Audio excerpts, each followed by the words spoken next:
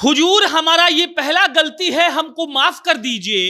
हम आज के बाद इस गलती को नहीं दोहराएंगे और समझ लीजिए कि आचार संहिता का ये मेरा पहला गलती है और हम एक माफी तो डिजर्व करते ही हैं। तेजस्वी यादव के मामा साधु यादव गोपालगंज के कोर्ट में जज साहब के सामने गिड़गिड़ा रहे थे और इस बात के लिए माफी मांग रहे थे कि हमसे ये गलती कभी जिंदगी में दोबारा नहीं होगा। साधु यादव पूर्व सांसद रह चुके हैं और जज साहब के सामने हाथ जोड़कर वो इस बात की विनती कर रहे थे कि हुजूर, मेरा तबीयत भी ठीक नहीं रहता है, दोनों आंखों का ऑपरेशन भी अभी करवाए हैं और मेरा ये पहला गलती है, इसीलिए कम से कम हमको माफी दे दी जाए और आगे से ऐसा गलती हम जिंदगी में कभी नहीं करेंगे।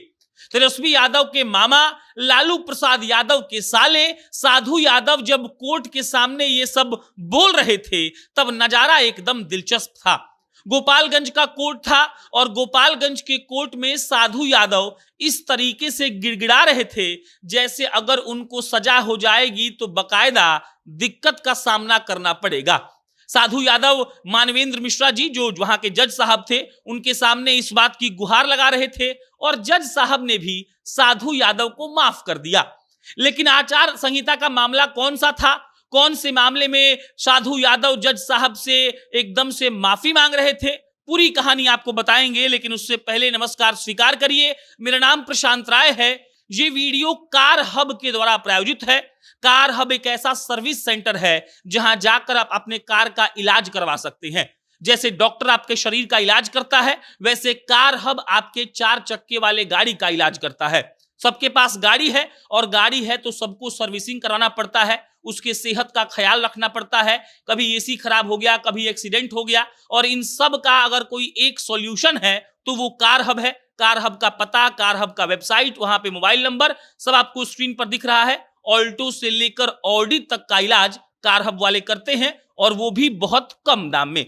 जाइए और वहां पर अपने कार का इलाज करवाइए। अब लौटते हैं साधु यादव पर। साधु यादव के लिए कहा जाता है कि उनके जैसा सख्त मिजाज और एक वक्त के बाहुबली नेता कोई नहीं था। वैसे भी जब लालू प्रसाद यादव मुख्यमंत्री थे तब साधु यादव का रौला और रौब एक अलग लेवल पर होता था।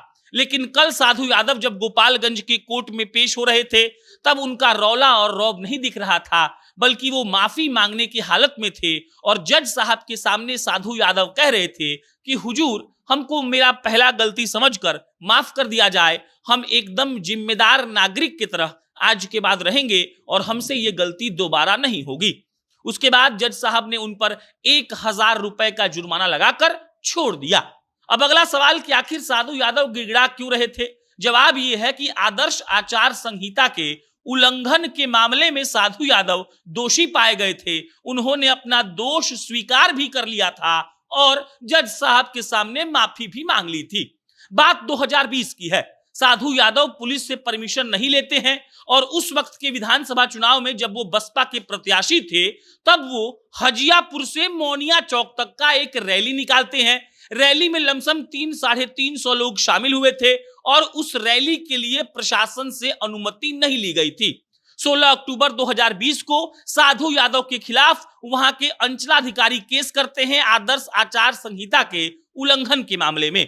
4 जून 2021 को जो कोर्ट है वो इस मामले का संज्ञान लेती है और सुनवाई शुरू होती है और कल उसी केस की आखिरी सुनवाई थी जिसमें साधु यादव दोषी पाए गए और दोषी पाए जाने के बाद जब साधु यादव को इस बात का डर सताने लगा कि हुजूरे आला मतलब कि जज साहब सजा सुना सकते हैं तब साधु यादव गिड़गिड़ाकर माफी मांगते हुए जज साहब को कहने लगे कि हुजूर, मेरा पहला गलती है, आज के बाद हम इस गलती को कभी नहीं दोहराएंगे, हमारे पहले गलती को माफ कर दिया जाए, हम जिम्मेदार नागरिक की तरह रहेंगे।